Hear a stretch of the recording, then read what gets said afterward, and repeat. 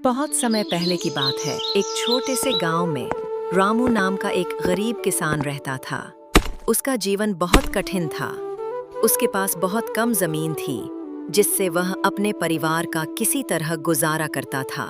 रामू के साथ उसकी बूढ़ी और बीमार माँ भी रहती थी।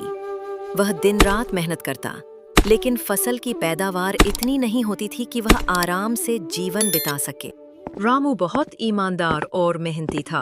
वह कभी किसी से मदद नहीं मांगता था, बल्कि अपनी मेहनत से ही अपनी जिंदगी को संवारने की कोशिश करता था। उसकी माँ उसे हमेशा सिखाती थी, बेटा, ईमानदारी और मेहनत ही इंसान की सबसे बड़ी पूंजी होती है।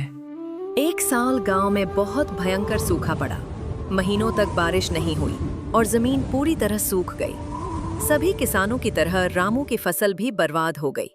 गांव के बहुत सारे लोग हिम्मत हार कर शहर चले गए, लेकिन रामू ने हार नहीं मानी। उसने सोचा कि अगर इस बार बारिश नहीं हुई तो क्या हुआ, अगली बार की तैयारी करनी चाहिए।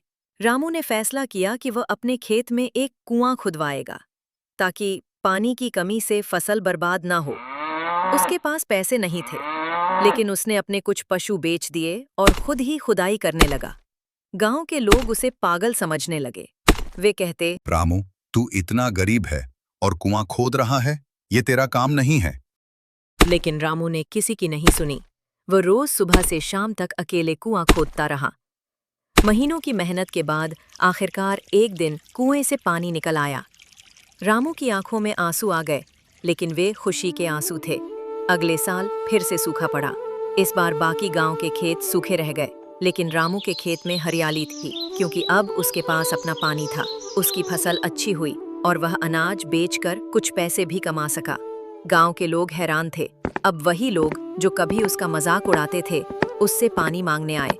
रामू ने किसी से बदला नहीं लिया, बल्कि सबको पानी दिया और उन्हें समझाया कि मेहनत और विश्वास कभी व्यर्थ नहीं जाते।